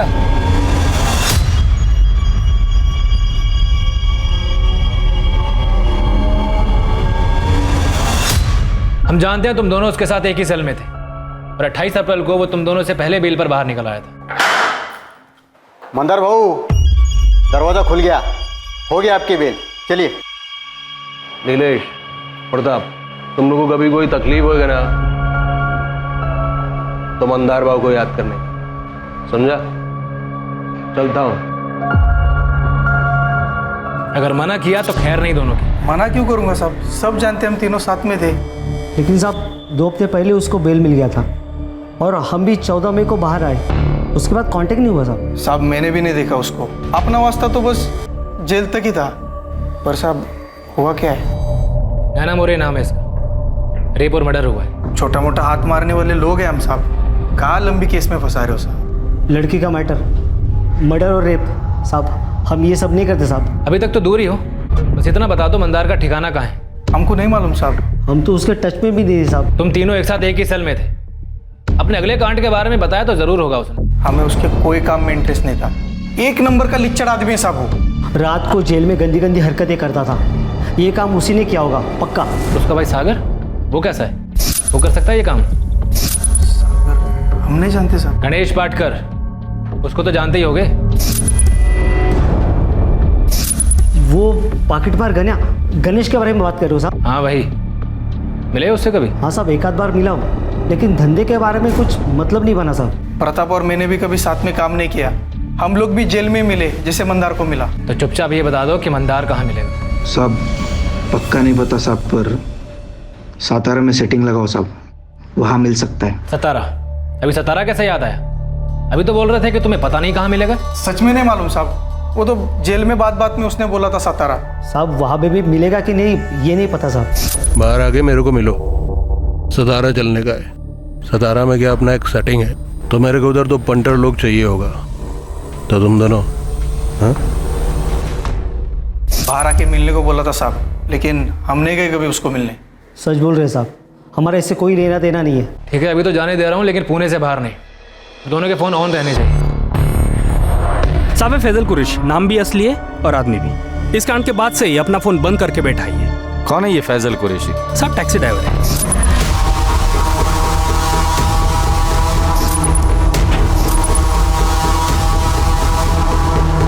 साहब वो ऐड वाले नंबर से सागर गोखले ने जो लास्ट कॉल किया था ना, वो फैजल को किया था।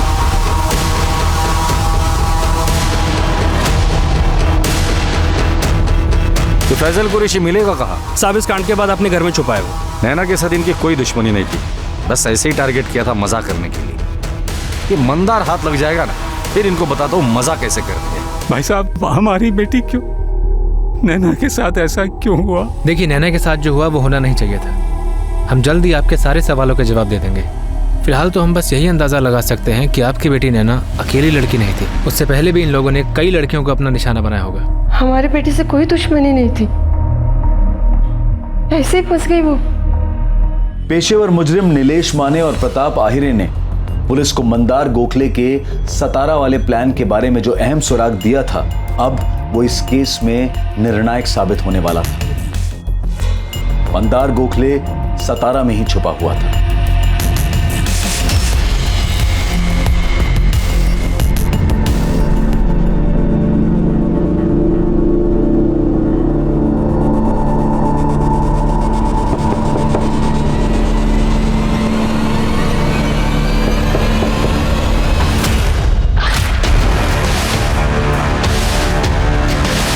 हालांकि मंदार के पुलिस की गिरफ्त में आने से पहले भी इस बात के पुख्ता सबूत थे कि नैना मोरे के केस में मंदार और उसका छोटा भाई सागर दोनों शामिल हैं।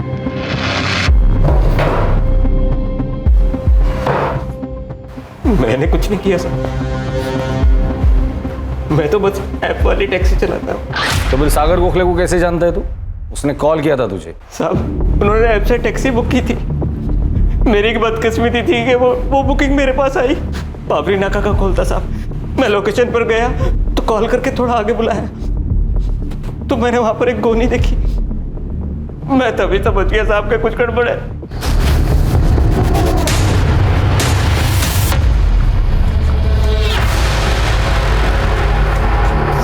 मेरे घर जाकर दुआ किया कि मेरी जान बच गई। उस रात के बाद से साहब अलग से खाना तक नहीं उतरता। जब तुझे पता था कि कांड हुआ है, कांड किसने किया है ये भी तुझे पता था, तो फिर बाद में पुलिस को बताना जरूरी नहीं समझा तूने? डर गया था साहब, डर से कुछ समझ में ही नहीं आया, दिमाग ही काम करना बंद कर दिया था साहब। वो आदमी ये था? नहीं सर। ये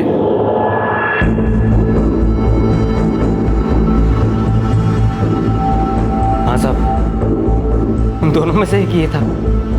तो दूसरा यही होगा? हाँ साहब यही था। अच्छे से पहचानता उसे। ये बात अगर तूने पहले आकर हमें बताई होती तो कब का अरेस्ट करते हम इन दोनों को। सब डर गया था साहब, मैं तो वहां से भागने वाला था, लेकिन इससे चाकू लगा दिया साहब। पैंट के लिए हो गई थी साहब मेरी। चल डिसाइड कर लो, कुटाई होने के बाद सच बोलोगे या सच बोलने के बाद कुटोगे, क्योंकि सच तो तुम हर हाल में बोलोगे और कुटाई तुम्हारी हम शौक से करेंगे।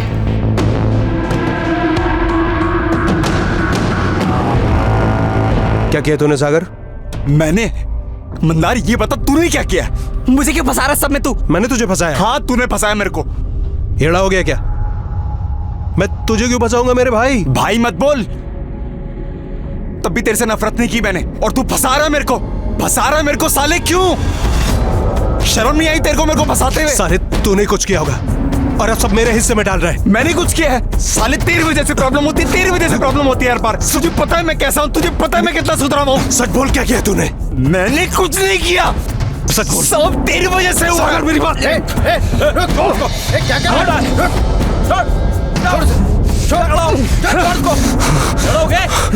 क्या कराया? लड़ने दो दोनों को, नाटक कर रहे साले। जब ये लड़कर शांत हो जाएंगे ना तो गायकवाड़ और जादव को बोल देना शुरू हो जाए, अच्छे से टुकाई करना इनसे तो सुबह ही बात करेंगे। Okay sir.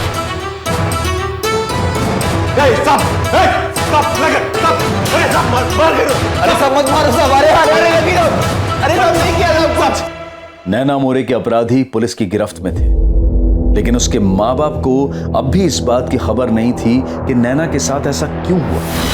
इन दोनों ने नैना को ही क्यों फंसाया, और आखिर उनके जाल में कोई और क्यों नहीं, बस नैना ही कैसे फंस गई। नैना सिर्फ एक जॉब इंटरव्यू के लिए गई थी, लेकिन जॉब के लिए दिया गया एक साधारण सा विज्ञापन और नैना की मौत। यहां सिर्फ एक जाल नहीं बुना गया था, बल्कि जाल के अंदर भी एक जाल बिछाया गया था जो जुर्म के मकसद से भी ज्यादा चौंका देने वाला खुलासा करने वाला था। हट, नैना मोरे को कहां बुलाया था? बोल। अपन क्या बोले साहब, आपको तो सब पता ही है। किसी झूठी जगह का नाम ले लो और आप जो बोलोगे वही सही। साले तेरी अक्कड़ है ना, किसी और पर दिखाना। याद दिखाए तो हड्डी बस ले कर दूंगा। तोड़ दो साहब, हड्डी बसली सब तोड़ दो। आप जो करोगे सब सही होगा। साले तू भी तो बराबर का हिस्सेदार है, तू चुप क्यों है?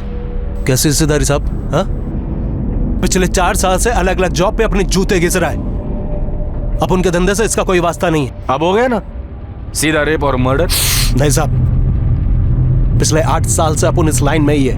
न जाने कितनी चोरी की, डकैती की, कितनी बार जेल गया खुद को भी याद नहीं है। रात में लोगों के घरों में घुसा हूं।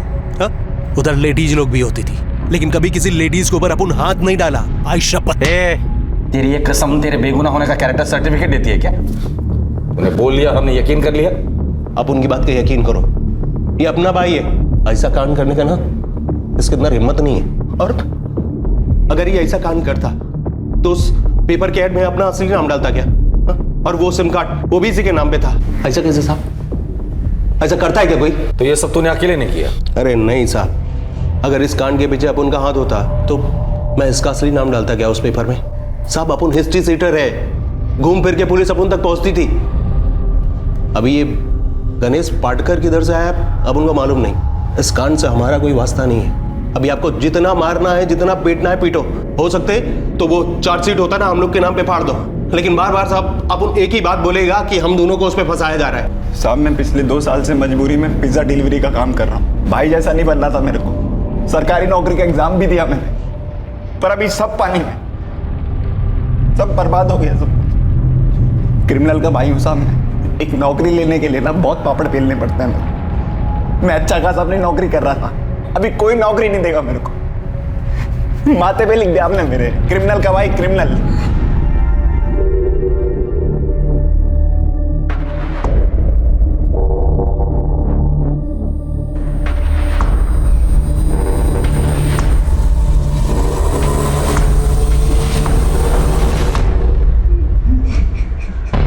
सर मुझे लगता है ये मंदार जो बोल रहा है बात तो सही है। ऐसा क्रिमिनल माइंड सब कुछ अपने असली नाम से क्यों करेगा? ये सब प्लान होता है दिलीप। पहले खुद का असली फोटो और नाम इस्तेमाल करो और पकड़े जाने पर उसी बात का रोना रो लो, कोई हमें फंसा रहा है। ये बहुत शातिर लोग हैं, 2 कदम आगे की सोचते हैं। फिर भी सर नैना मोरे की आइडेंटिटी डिस्ट्रॉय करने की बिल्कुल भी कोशिश नहीं हुई। सारा सामान उसकी बॉडी के पास से मिलता है और न्यूज़पेपर की ऐड से हमें सागर गोखले का असली नाम मालूम पड़ता है। ऐड देने वाला कौन? History sheeter Ganesh. सर कोई इतने सबूत कैसे छोड़ सकता है? लेकिन वो टैक्सी ड्राइवर फैजल, उसने भी तो इन दोनों का नाम लिया था। सर वही समझ में नहीं आ रहा है कि फैजल कुरैशी इनके बीच में कैसे आ गए। सागर गोखले के फोन पर एक ही कॉल आता है और वो था विक्टिम नैना मोरे का। और सागर गोखले के फोन से एक ही कॉल जाता है, वो जाता है फैजल कुरैशी। और फैजल कुरैशी की टैक्सी आकर रुकते हैं इन दोनों भाई सागर और मंदार के नाम पर। और बड़ी आसानी से हमें एक और सबूत मिल जाता है। तो तुम्हें लगता है कि ये फैजल कुरैशी का सच नहीं है? सर मुझे लगता है इस फैजल कुरैशी को एक बार फिर से उठाना चाहिए।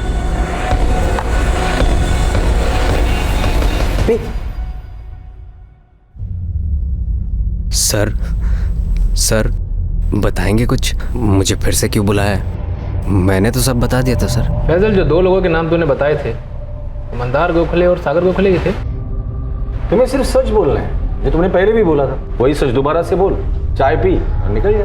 पर अगर झूठ बोला, मतलब अगर पहले भी कभी बोला होगा, तो फिर वो हाल।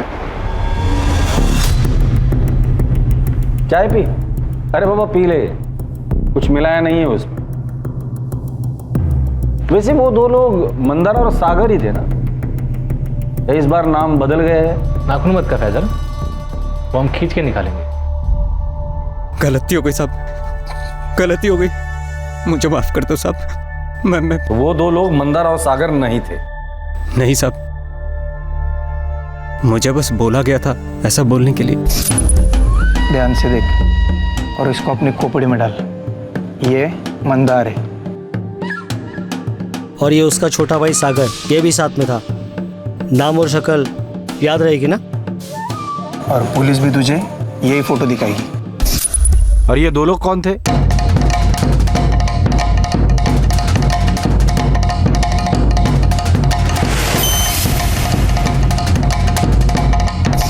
नीलेश माने और प्रताप अहिरे। सर ये दोनों तो मंदार के साथ जेल में थे।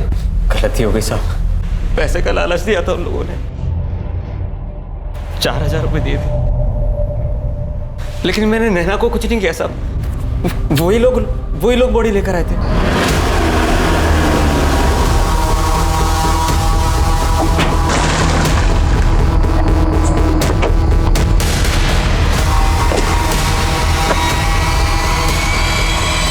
इन दोनों ने मंदार और सागर को क्यों फंसाया? वो मैं नहीं जानता साहब, मुझे बस 4000 रुपए दिए, फिर मेरे नंबर पर कॉल किया।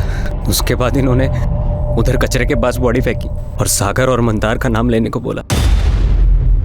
उसके बाद इन्होंने उधर कचरे के पास बॉडी फेंकी और सागर और मंदार का नाम लेने को बोला।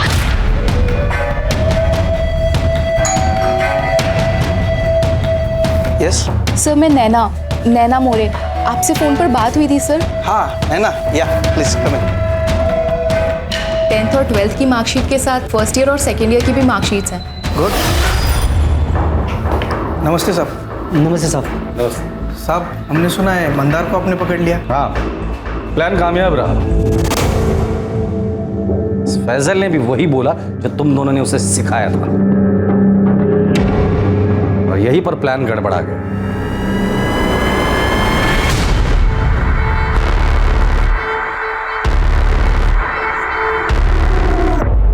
हे, खड़ा हो।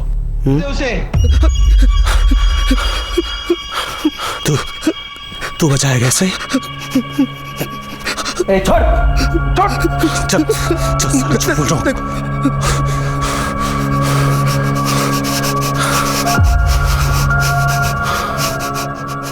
हीरो समझता है अपने आप को? हीरो नहीं, लेकिन ये सही नहीं है मंदार।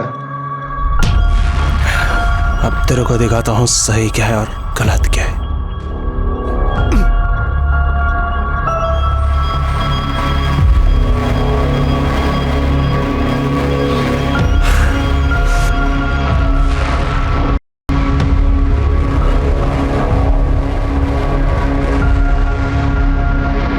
अबे ओ, चलो उठो, लग जाओ काम पे।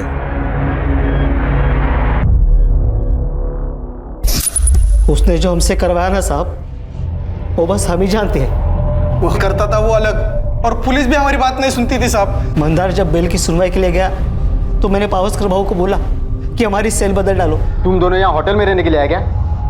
इधर क्या तकलीफ है? तुमको मालूम है ना वो कैसा आदमी? बहु हमारा सेल बदल में बहु। चुप चुप, दोनों भी चुप। पुलिस का इधर रूम सर्विस के लिए बैठा है तुम्हारे लिए। सबक सिखाना चाहते थे साहब हम उसको।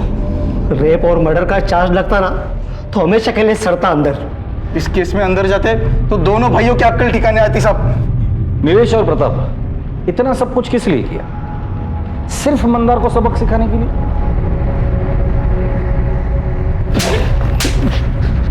और वो लड़की नैना मोरे बेचारी ऐसी फंस गई तुम लोगों की नौकरी की ऐड के चक्कर में। गणेश पाटकर न्यूज़पेपर में ऐड देने वही गया था ना? हाँ साहब, और सागर के नाम पर सिम कार्ड भी उसी से खरीदवाया था साहब। गणेश पाटकर कहाँ मिलेगा? कोल्हापुर में। सागर सुन, अपन उन दोनों के साथ ऐसा कुछ नहीं करता था जैसा वो लोग बोल रहे। अपन सिर्फ उनसे अपना काम करवाता था। इससे कोई फर्क नहीं पड़ता मंदार, तूने क्या किया क्या नहीं किया, इस फसाद की जड़ तू ही है। मेरा नाता जब तक तेरे साथ रहेगा ना, मेरी जिंदगी यूं ही बर्बाद रहेगी। अब और नहीं, मैं नहीं चाहता कोई मेरे को क्रिमिनल के भाई के रिश्ते से पहचाने।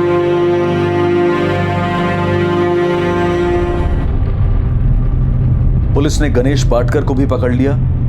नीलेश माने, प्रताप आहिरे, फैजल कुरैशी और गणेश पाटकर इस वक्त जुडिशियल कस्टडी में हैं और अपने केस के ट्रायल शुरू होने का इंतजार कर रहे हैं। नैना के माता पिता यकीन ही नहीं कर पा रहे हैं कि नैना वाकई गलती से एक षड्यंत्र द्वारा बुने गए जाल में फंस गई। उन्हें नैना की बदकिस्मती पर यकीन ही नहीं हो रहा था कि नैना की हत्या और बलात्कार किसी एक मुजरिम द्वारा दूसरे मुजरिम को फंसाए जाने की महज एक चाल थी। एक नौकरी के लिए दिया जाने वाला एक मामूली सा ऐड नैना को मौत के मुंह तक ले जाएगा, नैना मोरे इसका अंदाजा लगा ही नहीं सकती थी। लेकिन आम लोग ऐसे ही होते हैं और शातिर और क्रिमिनल दिमाग के लोग इन्हीं बातों का फायदा उठाते हैं। जैसे कि वो जगह जहां नैना को इंटरव्यू के लिए बुलाया गया, वो जगह जहां यह दुर्घटना हुई, वो जगह ऑफिस जैसी बिल्कुल नहीं थी। वो तो एक आम सा कमरा था। वो कमरा नीलेश और प्रताप ने किराए पर लिया था। उन्होंने ये कमरा खास तौर पर मंदार और उसके भाई को फंसाने के लिए लिया था, जिसमें वो कामयाब भी हुए। नैना अपने जॉब को लेकर बहुत एक्साइटेड थी और जाहिर है कि इस एक्साइटमेंट में उसका ध्यान ही ना गया हो कि वहां कोई ऑफिस सेटअप है ही नहीं और नैना खुद ब खुद चलकर उनके जाल में आ गई। जब आप ऐसी किसी जगह पर जाते हैं तो बहुत सी बातों का ध्यान रखना जरूरी होता है। चाहे आप वहां किसी ऐड के जरिए गए हों या फिर आपको इंटरनेट या एसएमएस के जरिए वहां बुलाया गया हो। अपॉर्चुनिटी जिसकी तलाश में हर कोई होता है, अपॉर्चुनिटी जिसे कोई भी अनदेखा नहीं करना चाहता। सुनहरा दिखने वाला हर मौका हमेशा सुनहरा नहीं होता है, इसलिए बेहद जरूरी है कि उस रैंडम अपॉर्चुनिटी पर तोल मोल कर भरोसा किया जाए और हर वक्त सतर्क रहा जाए। अब मैं अनूप सोनी आपसे विदा लेता हूं, फिर मुलाकात होगी और हमेशा याद रखें, क्राइम और आपके बीच में सिर्फ इतना फर्क है कि आप कितने सतर्क हैं। सतर्क रहें, सुरक्षित रहें। जय हिंद। इस तरह के और भी एपिसोड देखने के लिए हमारे चैनल को सब्सक्राइब करें और बेल आइकन दबाना ना भूलें।